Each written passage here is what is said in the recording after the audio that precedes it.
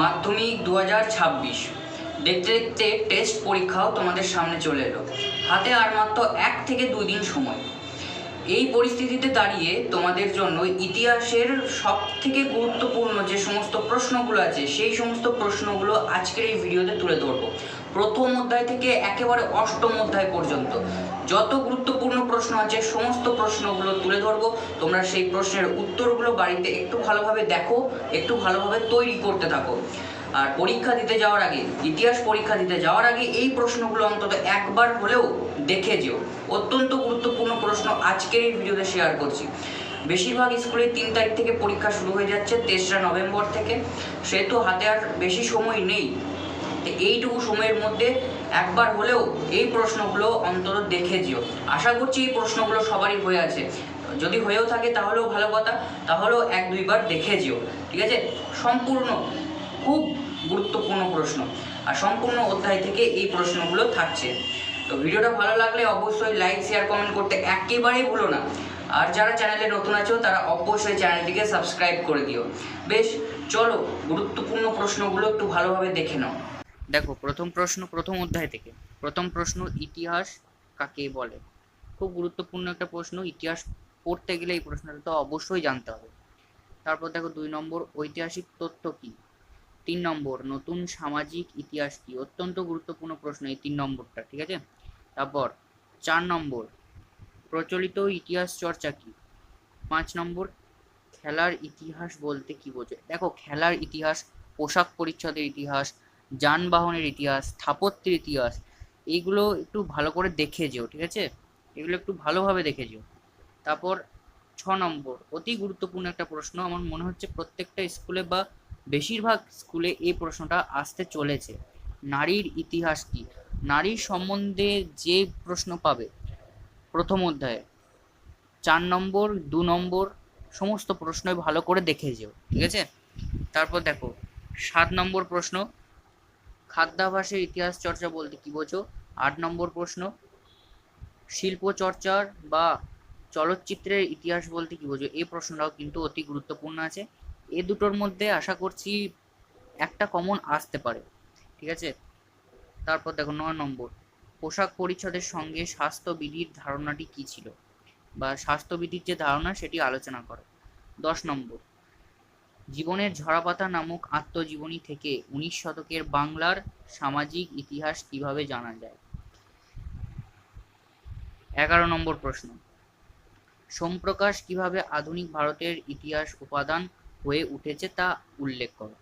এই ধরনের প্রশ্নগুলো কিন্তু ভালোভাবে দেখে যেও। আত্মজীবনী, তারপর এই সমস্ত পত্রিকা, পত্র পত্রিকার গুরুত্ব, এইগুলো একটু ভালো করে জেনে যেও। 12 নম্বর প্রশ্ন, ইতিহাসের তথ্য সংগ্রহে ইন্টারনেটের ব্যবহারের সুবিধা ও অসুবিধাগুলি আলোচনা করো।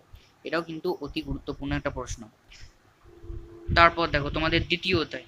এই গেল তোমাদের প্রথম অধ্যায় থেকে গুরুত্বপূর্ণ প্রশ্নগুলো। যেগুলো গুরুত্বপূর্ণ বলে মনে হয়েছে সেগুলো তুলে ধরেছি, ঠিক আছে? এগুলো একটু ভালো করে দেখেছো।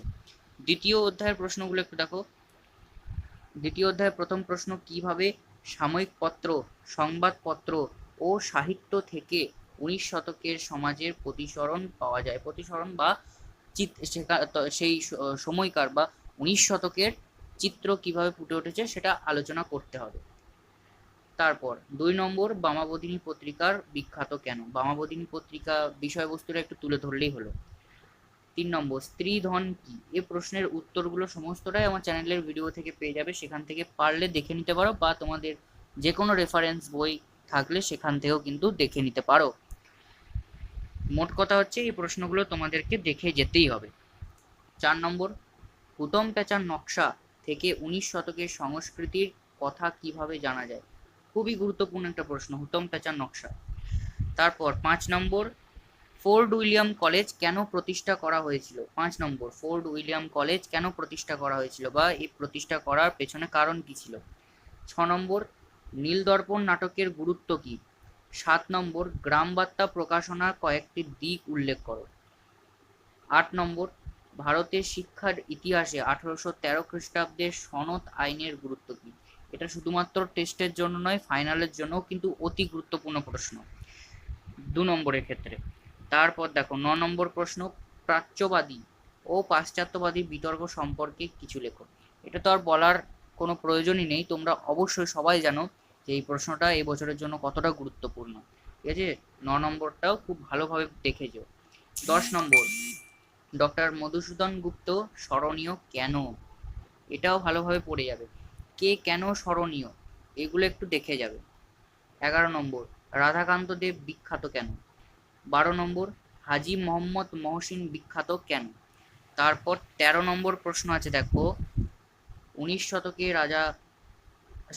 শতকে সমাজ সংস্কার আন্দোলনগুলির প্রধান লক্ষ্য কি ছিল? মানে 19 শতকে যে সমস্ত সমাজ সংস্কার আন্দোলনগুলো হয়েছিল, রাজা রামমোহন রায় যে সমস্ত সমাজ সংস্কার আন্দোলন করেছিল, সেই আন্দোলনগুলোর প্রধান লক্ষ্য কি ছিল সেটা একটু ব্যাখ্যা করে লিখতে হবে। তারপর দেখো দ্বিতীয় অধ্যায়েরই 14 নম্বর প্রশ্ন। 14 নম্বর প্রশ্ন, ভারতের নারী শিক্ষা বিস্তারে বিদ্যাসাগরের অবদান আলোচনা করো। 15 নম্বর প্রশ্ন, উডের নির্দেশনামা সম্পর্কে কি জানো, বা উডের ডেসপ্যাচ যেটাকে বলা হচ্ছে সেটা সম্পর্কে যা জানো লেখো। 16 নম্বর, হান্টার কমিশন কি? 17 নম্বর, ভারতে আধুনিক শিক্ষা ব্যবস্থা প্রসারের ক্ষেত্রে চার্লস উডের দুটি সুপারিশ উল্লেখ করো। এই প্রশ্নগুলো অতি গুরুত্বপূর্ণ প্রশ্ন, তোমরা নিজেরাও বুঝতে পারছো যে এই প্রশ্নগুলো কতটা গুরুত্বপূর্ণ, সেহেতু সমস্ত প্রশ্নগুলো দেখে যাওয়ার চেষ্টা করো। তারপর দেখো, কলকাতা বিশ্ববিদ্যালয় কলকাতা বিশ্ববিদ্যালয় কিভাবে পরীক্ষা নিয়ামক সংস্থার কার্য পরিচালনা করত সেটা আলোচনা করো। 19 নম্বর প্রশ্ন, ব্রহ্ম সমাজ কে কবে প্রতিষ্ঠা করেন? এর উদ্দেশ্য কি ছিল? ব্রহ্ম সমাজের উদ্দেশ্য কি ছিল এবং কে কবে প্রতিষ্ঠা করে? 20 নম্বর প্রশ্ন, খুবই গুরুত্বপূর্ণ একটা প্রশ্ন, বাংলার নবজাগরণ কি? এটাও ভালোভাবে দেখে যেও। তারপর দেখো 21 নম্বর প্রশ্ন, শ্রীরামকৃষ্ণদেব কিভাবে সর্বধর্ম সমন্বয়বাদী আদর্শ বাস্তবায়িত করেছিলেন সেটা তোমাদের একটু ব্যাখ্যা সহ লিখতে হবে। তারপর 22 নম্বর প্রশ্ন, বিজয় কৃষ্ণ গোস্বামী বিখ্যাত কেন? 13 নম্বর প্রশ্ন, লালন ফকির কে ছিলেন? তারপর 24 নম্বর প্রশ্ন, বাংলা নবজাগরণের সীমাবদ্ধতাগুলি আলোচনা করো। 25 নম্বর প্রশ্ন, ডিরোজিও কে ছিলেন? খুবই গুরুত্বপূর্ণ একটা প্রশ্ন, ঠিক আছে, ভেরি ভেরি ইম্পর্টেন্ট একটা প্রশ্ন এটা, ডিরোজিও কে ছিলেন অবশ্যই করে রাখবে। এবার চলো তৃতীয় অধ্যায়ের প্রশ্নগুলো একটু দেখে নাও ভালো করে। দেখো তৃতীয় অধ্যায়ের প্রথম প্রশ্ন, ইস্ট ইন্ডিয়া কোম্পানির শাসনের বিরুদ্ধে ভারতে ব্যাপক অসন্তোষ দেখা দিয়েছিল কেন? ব্রিটিশ ইস্ট ইন্ডিয়া কোম্পানির যে শোষণে পরিবর্তন হয়েছিল, এই কারণেই ভারতবর্ষ তাদেরকে আর মানে শাসক হিসেবে দেখতে চাইতো না। এইগুলো একটু ব্যাখ্যা করে লিখতে হবে, ঠিক আছে, তোমরা সবাই জানো আর এটা জানা দরকার যে এই যে ইস্ট ইন্ডিয়া কোম্পানি বা ব্রিটিশ সরকার যখন ভারতবর্ষে এলো, ভারতীয়রা কেন তারা বিদ্রোহী হয়ে উঠেছিল, একমাত্র কারণ হচ্ছে ভারতীয়দের ওপর অত্যাচার, সেটা শারীরিকভাবে হোক মানসিকভাবে হোক, ঠিক আছে, অত্যাচার রাজস্ব বৃদ্ধি, এই কারণ, এটা হচ্ছে মূল কারণ, এটা একটু জেনে রেখো। তারপর দেখো 2 নম্বর প্রশ্ন, চুয়ার বিদ্রোহের কারণ কি? চুয়ার বিদ্রোহের কারণ কি এর গুরুত্ব আলোচনা করো। চুয়ার বিদ্রোহের গুরুত্ব আলোচনা করতে হবে, চুয়ার বিদ্রোহ কেন হয়েছিল সেই কারণটাও কিন্তু তোমাদের একটু ব্যাখ্যা সহকারে লিখতে হবে। 3 নম্বর প্রশ্ন, ব্রিটিশ শাসনের প্রথম দশকে দুটি উপজাতি বিদ্রোহের নাম লেখো। তারপর দেখো 4 নম্বর প্রশ্ন, কোল বিদ্রোহ সম্পর্কে যা জানো লেখো। তারপর দেখো 5 নম্বর প্রশ্ন, কিভাবে সাঁওতাল বিদ্রোহের সূচনা হয়েছিল। 6 নম্বর প্রশ্ন, অতি গুরুত্বপূর্ণ একটা প্রশ্ন, কেনারাম বেচারাম কাকে বলে? এটা অবশ্যই সবাই দেখেছো। 7 নম্বর প্রশ্ন, কামিয়াতি প্রথা কি? 8 নম্বর প্রশ্ন, ছোটনাগপুর প্রজাস্বত্ব আইন কবে কেন পাশ হয়? 9 নম্বর প্রশ্ন, বিরসা মুন্ডা কে ছিলেন? তারপর 10 নম্বর প্রশ্ন, খুদকাঠি প্রথা কি? এটা কিন্তু খুব গুরুত্বপূর্ণ একটা প্রশ্ন, খুদকাঠি প্রথা কি? 11 নম্বর প্রশ্ন, বারাসাত বিদ্রোহের কারণ কি ছিল? 12 নম্বর প্রশ্ন, তিতুমির বাঁশের কেল্লা নির্মাণ করেছিলেন কেন? নম্বর প্রশ্ন, ওয়াহাবি আন্দোলনের উদ্দেশ্য কি ছিল? 14 নম্বর প্রশ্ন, দুদু মিঞ্চা স্মরণীয় কেন? এবার চলে আসো তৃতীয় অধ্যায়ের 15 নম্বর প্রশ্নে, নীল বিদ্রোহের কারণ কি? হাজি হাজি শরীয়ত উল্লাহ স্মরণীয় কেন? 17 নম্বর প্রশ্ন, নীল বিদ্রোহের গুরুত্ব কি ছিল? ঠিক আছে, নীল বিদ্রোহের গুরুত্ব কিন্তু অবশ্যই সবাই পড়ে রাখবে, ছোট করে এটাও কিন্তু আসতে পারে। তারপর চলো চতুর্থ অধ্যায় দেখো, প্রথম প্রশ্ন রেখেছি, সিপাহী বিদ্রোহ কাকে বলে? 2 নম্বর, 1857 মহাবিদ্রোহ কখন এবং কোথায় শুরু হয়েছিল? 3 নম্বর প্রশ্ন, ঝাঁসি রানী বিখ্যাত কেন? 3 নম্বর প্রশ্ন, মহাবিদ্রোহের ব্যর্থতা সম্পর্কে আলোচনা করো, বা মহাবিদ্রোহের যে কি কারণে ব্যর্থ হয়েছিল সেই কারণ দুটি আলোচনা করো। দুটি মাত্র কারণ আলোচনা করতে হবে, অনেকগুলোই কারণ আছে, তার মধ্যে দুটো তোমার ইচ্ছার মতো দুটো কারণ তুমি লিখতে পারবে। ঠিক আছে। 5 নম্বর, 19 শতককে সভা সমিতির যুগ বলা হয় কেন? 6 নম্বর প্রশ্ন, 1857 বিদ্রোহকে ভারতের প্রথম স্বাধীনতা যুদ্ধ বলা হয় কেন? বেশ, তারপর দেখো চতুর্থ অধ্যায়ের 7 নম্বর প্রশ্ন, মহারানীর ঘোষণাপত্র কি? বঙ্গভঙ্গ প্রকাশিকা সভার লক্ষ্য কি ছিল? এই সভা কবে কাদের নেতৃত্বে গড়ে ওঠে? 9 নম্বর প্রশ্ন, ইলবার্ট বিল কি? 10 নম্বর প্রশ্ন, জাতীয়তাবাদ বলতে কি বোঝো? 11 নম্বর প্রশ্ন, হিন্দু মেলা গঠনের উদ্দেশ্য কি ছিল? 12 নম্বর প্রশ্ন, আনন্দমঠ কে রচনা করেন? এই গ্রন্থের মূল উপদেশ কি ছিল? এরপর দেখো পঞ্চম অধ্যায়ের প্রথম প্রশ্ন, বাংলার ছাপাখানার ইতিহাস এর প্রেক্ষাপট আলোচনা করো, বা প্রেক্ষাপট কি ছিল তা আলোচনা করো। 2 নম্বর প্রশ্ন, পঞ্চানন কর্মকার বিখ্যাত কেন? 3 নম্বর, চার্লস উইলকিন্স বিখ্যাত ছিলেন কেন, বা তিনি কে ছিলেন, এই হিসেবেও প্রশ্ন ঘুরিয়ে আসতে পারে। 4 নম্বর প্রশ্ন, শ্রীরামপুর ত্রয়ী কাদের বলা হয়? এটা কিন্তু খুব গুরুত্বপূর্ণ একটা প্রশ্ন, ঠিক আছে, এই প্রশ্নটা কোনোভাবে যেন বাদ না যায়। 5 নম্বর প্রশ্ন, Indian association for the cultivation for science এর উদ্দেশ্য কি ছিল? এই প্রতিষ্ঠানের উদ্দেশ্য কি ছিল সেটা তোমাদের লিখতে হবে, এটাও একটু দেখে যেও। তারপর দেখো 6 নম্বর প্রশ্ন, ছাপাখানার জগতে উপেন্দ্র কিশোর রায়চৌধুরী বিখ্যাত ছিলেন কেন? তারপর 7 নম্বর প্রশ্ন, ইউএন রায় অ্যান্ড সন্স কি, বা এই সম্বন্ধে আলোচনা করো, এইভাবেও ঘুরিয়ে প্রশ্ন আসতেই পারে। তারপর দেখো 8 নম্বর প্রশ্ন, জাতীয় শিক্ষা পরিষদ প্রতিষ্ঠার উদ্দেশ্য কি ছিল? 9 নম্বর প্রশ্ন, বেঙ্গল টেকনিক্যাল ইনস্টিটিউট এর পাঠ্যক্রম কি ছিল? অতি গুরুত্বপূর্ণ একটা প্রশ্ন, অবশ্যই করে রাখবে। 10 নম্বর প্রশ্ন, বিশ্বভারতীর বিভাগগুলি কি কি ছিল? 11 নম্বর প্রশ্ন, সতীশচন্দ্র মুখোপাধ্যায় বিখ্যাত কেন? 12 নম্বর প্রশ্ন, রবীন্দ্রনাথ ঠাকুরের ব্রহ্মচর্যাশ্রম প্রতিষ্ঠার উদ্দেশ্য কি ছিল? 13 নম্বর প্রশ্ন, শান্তিনিকেতন আশ্রম কি? 14 নম্বর প্রশ্ন, ফোর্ট উইলিয়াম কলেজ কিভাবে মুদ্রণ শিল্পের গতি এনেছিল? এই প্রশ্নটাও কিন্তু বারবার আসে, পরীক্ষাতে আসার মতো একটা প্রশ্ন, সেহেতু করে রাখবে। 15 নম্বর প্রশ্ন, প্রকাশনা জগতে বর্ণ পরিচয়ের গুরুত্ব কি? 16 নম্বর প্রশ্ন, সংস্কৃত যন্ত্র বিখ্যাত কেন? ষষ্ঠ অধ্যায় চলে এসো। ষষ্ঠ অধ্যায় প্রথম প্রশ্ন দেখো, বঙ্গভঙ্গ বিরোধী আন্দোলনে কৃষক শ্রেণী বা কৃষক সমাজ পিছিয়ে ছিল কেন? এই প্রশ্নটাও করে রাখবে। 2 নম্বর প্রশ্ন, তিন কাঠিয়া প্রথা কি? 2 নম্বর প্রশ্ন ছিল ওটা। 3 নম্বর প্রশ্ন, খেদা সত্যাগ্রহ, আমেদাবাদ সত্যাগ্রহ, চম্পারণ সত্যাগ্রহ, বিভিন্ন সত্যাগ্রহগুলো ভালো করে করে রাখবে।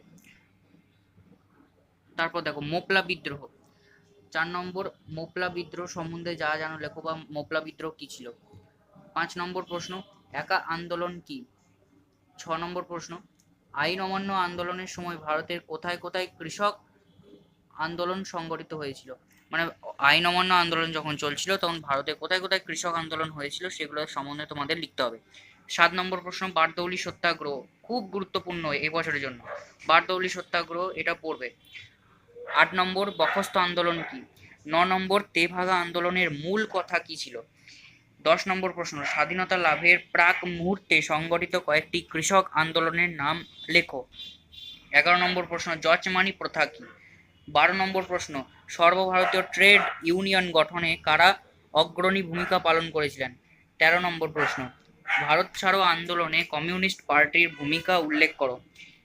14 নম্বর প্রশ্ন, রাশিয়ার তাশখন্দে ভারতের কমিউনিস্ট পার্টি প্রতিষ্ঠার সঙ্গে কাদের নাম জড়িত ছিল? মানে রাশিয়ায় যে তাশখন্দে ভারতের কমিউনিস্ট পার্টি গঠন করা হয়েছিল বা প্রতিষ্ঠিত হয়েছিল, তাদের সঙ্গে কারা কারা যুক্ত ছিল তাদেরকে লিখতে হবে, তাদের নাম লিখতে হবে। 15 নম্বর প্রশ্ন, কংগ্রেস সোশ্যালিস্ট পার্টি কি উদ্দেশ্যে গঠন করা হয়েছিল বা কি উদ্দেশ্যে প্রতিষ্ঠিত হয়েছিল? 16 নম্বর প্রশ্ন, কবে কাদের নেতৃত্বে বাংলায় পেজেন্টস অ্যান্ড ওয়ার্কার্স পার্টি গঠিত হয়? 17 নম্বর প্রশ্ন, তাম্রলিপ্ত জাতীয় সরকার কি? এবার চলে এসো সপ্তম অধ্যায়। প্রথম প্রশ্ন দেখো, সপ্তম অধ্যায়, বঙ্কিমচন্দ্রের রচনা ও অবনীন্দ্রনাথ ঠাকুরের ভারত মাতার মাধ্যমে ভারতের নারী সমাজের কোন দিক ফুটে উঠেছিল? 2 নম্বর, বঙ্গভঙ্গ বিরোধী আন্দোলনকালে নারী সমাজের অংশগ্রহণের ধরন কি ছিল? 3 নম্বর প্রশ্ন, ননিবালা দেবী বিখ্যাত কেন? 4 নম্বর প্রশ্ন, মাদাম কামা বিখ্যাত কেন? 5 নম্বর, সরোজিনী নাইডু কে ছিলেন? 6 নম্বর প্রশ্ন, অসহযোগ আন্দোলনকালে বি আম্মার ভূমিকা কিরূপ ছিল? 7 নম্বর প্রশ্ন, কমলা দেবী চট্টোপাধ্যায় কে ছিলেন? দেখো, এই সমস্ত প্রশ্নের উত্তরগুলো আগেও তোমাদের সঙ্গে আলোচনা করেছি, সেহেতু এইগুলো যদি পরীক্ষায় আসে অবশ্যই তোমাদেরকে করে আসতেই হবে, ঠিক আছে? তারপর দেখো, মুথুলক্ষ্মী রেড্ডি কে ছিলেন, এগুলো সবই করানো আছে, উত্তর চাইলে তোমরা দেখে নিতেও পারো, চ্যানেলের থেকে বিভিন্ন ভিডিও দেওয়া আছে, সেই ভিডিও থেকে দেখে নিতে পারো, কিংবা নিজেদের যে সমস্ত রেফারেন্স বই আছে সেই বই থেকেও তোমরা উত্তর দেখতে পারো, ঠিক আছে? তোমাদের যেটাতে সুবিধা সেটাই করবে। 9 নম্বর প্রশ্ন দেখো, রশিদ আলী দিবস সম্পর্কে যা জানো লেখো। 10 নম্বর, মুজাফরপুর ঘটনা কি? 11 নম্বর প্রশ্ন, ঝাঁসি রানী লক্ষ্মীবাই রেজিমেন্ট কি? 12 নম্বর প্রশ্ন, ভগিনী সেনা বলতে কি বোঝো? 13 নম্বর প্রশ্ন, দীপালি সংঘ কি? 14 নম্বর প্রশ্ন, মাতঙ্গিনী হাজরা স্মরণীয় কেন? 15 নম্বর, প্রীতিলতা ওয়াদ্দেদার স্মরণীয় কেন? 16 নম্বর, সূর্য সেন কে ছিলেন? 17 নম্বর প্রশ্ন, সাম্প্রদায়িক বাটোয়ারা কি? অবশ্যই পড়ে রাখবে। 18 নম্বর প্রশ্ন, হরিচাঁদ ঠাকুর বিখ্যাত কেন? দেখো, সূর্য সেন, প্রীতিলতা ওয়াদ্দেদার, মাতঙ্গিনী হাজরা এরা কেন স্মরণীয় ছিলেন, এগুলো একটু ভালো করে করে রাখো। এবার চলে এসো শেষ অধ্যায়, অষ্টম অধ্যায়, স্বাধীনতা। প্রথম প্রশ্ন, স্বাধীনতার পর ভারতবর্ষের যে যে সমস্যাগুলি দেখা দিয়েছিল, এখানে একটু স্পেলিং মিস্টেক হয়ে গেছে, ঠিক আছে? সমস্যাগুলি দেখা দিয়েছিল সেগুলি আলোচনা করো। 2 নম্বর, উত্তর ঔপনিবেশিক ভারত বলতে কি বোঝো? তোমাদের অধ্যায়ের নাম এটা, এটা অবশ্যই করে রাখবে। এলওসি বলতে কি বোঝো? 4 নম্বর, কাশ্মীর রাজ্যের ভারতভুক্তি, মানে কাশ্মীর রাজ্য কিভাবে ভারতভুক্ত হয়েছিল সেটা তোমাদের একটু সংক্ষেপে 2 নম্বর যাতে হয় তাতে সেরকম ভাবে লিখতে হবে। 5 নম্বর, হায়দ্রাবাদ সমস্যা সম্পর্কে আলোচনা করো। 6 নম্বর, আজাদ কাশ্মীর কি? 7 নম্বর, রাজাকার বলতে কি বোঝো বা কি বোঝানো হয়? 8 নম্বর প্রশ্ন, দেশীয় রাজ্যগুলি ভারতভুক্তির ফলাফল কি ছিল? 9 নম্বর প্রশ্ন, ভাষাভিত্তিক রাজ্য গঠনের ফল কি ছিল? 10 নম্বর প্রশ্ন, রাজ্য পুনর্গঠন কমিশন কি? 11 নম্বর প্রশ্ন, দিল্লি চুক্তি বলতে কি বোঝো? 12 নম্বর প্রশ্ন, উদ্বাস্তু শিবির কি? 13 নম্বর প্রশ্ন, ভারতে আগত উদ্বাস্তুরা মূলত কোথায় আশ্রয় নিয়েছিল? 14 নম্বর প্রশ্ন, র্যাডক্লিফ কিসের উপর ভিত্তি করে সীমানা কমিশন রিপোর্ট তৈরি করেন? আবার ওই র্যাডক্লিফ কে ছিলেন সেটাও কিন্তু আসতে পারে, এটাও কিন্তু গুরুত্বপূর্ণ একটা প্রশ্ন। 16 নম্বর প্রশ্ন, শ্রী রামালু বিখ্যাত, পট্টি শ্রী রামালু বিখ্যাত ছিলেন কেন বা কেন বিখ্যাত? 17 নম্বর প্রশ্ন, মহারাষ্ট্র ও গুজরাট কিভাবে গঠিত হয়েছিল? 18 নম্বর এবং শেষ প্রশ্ন হচ্ছে, আত্মজীবনী থেকে কিভাবে দেশভাগের কথা জানা যায়?